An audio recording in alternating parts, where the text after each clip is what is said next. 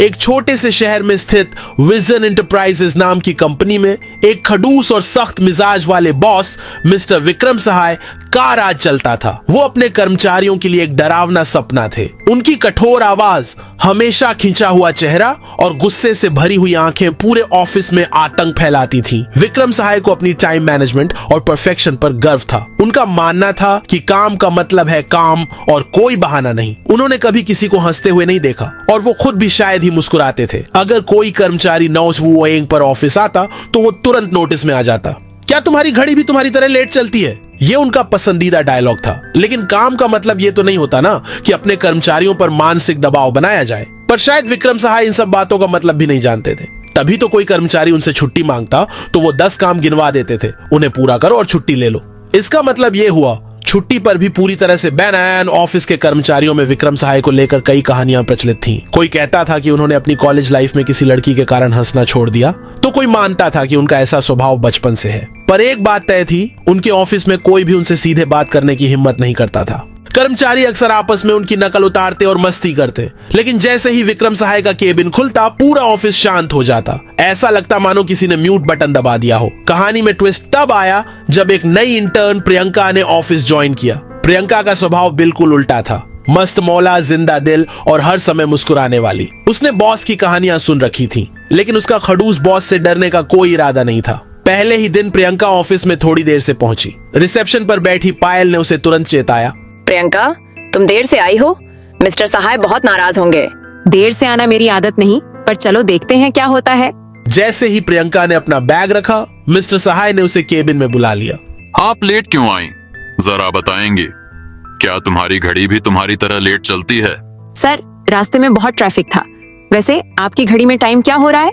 विक्रम सहाय थोड़े हैरान हुए। ऐसा जवाब उन्होंने पहले कभी नहीं सुना था। उन्होंने कुछ नहीं कहा और प्रियंका को काम पर लगने को कहा, लेकिन वो प्रियंका की बेपरवाही से चौंक गए थे।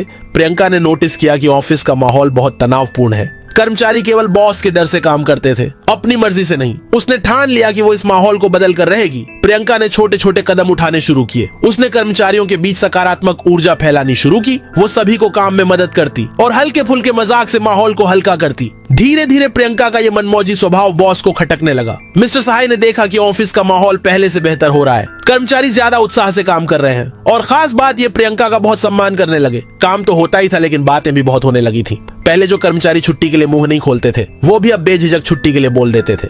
एक दिन प्रियंका ने हिम्मत जुटाकर सहाय से कहा, सर, क्या आपने कभी सोचा है कि अगर आप थोड़ा कर्मचारियों को टाइम देंगे तो आपकी टीम आपको और भी ज्यादा पसंद करेगी? लेकिन तभी बॉस ने देखा कि बाहर खड़े कर्मचारी उस पर हंस रहे हैं तो उनका पारा चढ़ गया। उन्होंने अचानक गुस्से से प्रियंका को बोला, तुम्हारी हिम्मत कैसे हुई मुझसे इतना फ्रेंडली बात करने की? ये तुम्हारा घर नहीं है जहां तुम महफिल जमा कर बैठी रहती हो। यहाँ ऐसे लोगों की जरूरत कतई नहीं है। मैं तुम्हें ऑफिस से निकालता हूँ। Get out. लेकिन सर, मैंने किया क्या है? आप मुझे बिना किसी वजह ऐसे जॉब से नहीं निकाल सकते। आपको कारण तो बताना ही पड़ेगा। लेकिन विक्रम सहाय के दिमाग में तो कुछ और ही चल रहा था। उन्होंने प्रियंका की एक ना सुनी और उसे ऑफिस से बाहर कर दिया। बाहर आकर विक्रम सहाय बोले, इन जैसे लोग मेरे ऑफिस में बिल्कुल भी काम नहीं कर सकते, क्योंकि यहाँ सिर्फ काम होना चाहिए, फालतू बातों के लिए यहाँ कोई जगह नहीं है। उस दिन के बाद ऑफिस का माहौल पूरी तरह बदल गया। प्रियंका तो चली गई, लेकिन ऑफिस के कर्मचारियों में वो एक हिम्मत छोड़ गई अपनी बात रखने की, एक साहस जो वो अभी तक दिखा नहीं पा रहे थे। कुछ महीनों बाद आखिर वो वक्त भी आया जब धीरे धीरे ऑफिस के कर्मचारी एक एक कर ऑफिस को छोड़ने लगे। वजह वही थी, काम के बीच ब्रेक ना मिलना। हर वक्त बस काम काम। विक्रम सहाय के सिर पर तो बस काम का भूत सवार था। उन्हें किसी की बीमारी, किसी के काम या किसी के परिवार से कोई मतलब नहीं था। एक दिन पूरा ऑफिस खाली हो चुका था। मिस्टर सहाय अपने ऑफिस में अब अकेले खड़े थे। कोई काम करने वाला अब बचा नहीं था। उन्होंने अपना माथा पीट लिया, लेकिन अब पछताए होत क्या जब चिड़िया चुग गई खेत। विक्रम सहाय अब चाह कर भी उन लोगों को वापस नहीं ला सकते थे, क्योंकि जेल से छूटकर आखिर कौन वापस जेल में आना चाहेगा। ऑफिस में सन्नाटा पसर गया और विक्रम सहाय अवाक से बस बैठे रह गए। इस कहानी से यह साबित होता है कि काम को कभी भी इतना बोझ न बनाए कि कर्मचारी उसे सहन ना कर पाए। आखिर उनका भी परिवार है, घर है, समय हर किसी को चाहिए। डरने के बजाय अगर हम बदलाव लाने की कोशिश करें तो दुनिया का कोई भी मुश्किल काम चुटकियों में हो सकता है। तो आपको कैसी लगी ये कहानी? अपनी राय हमें कमेंट कर जरूर बताएं और ऐसी ही शानदार कहानियों के लिए बने रही आपके अपने चैनल चटपटी कहानियां के साथ, क्योंकि मुद्दों से जुड़ी रोमांचक कहानियां आपको सिर्फ यहीं मिलेगी। तो जल्दी से चैनल को सब्सक्राइब कर दीजिए। नमस्कार दोस्तों।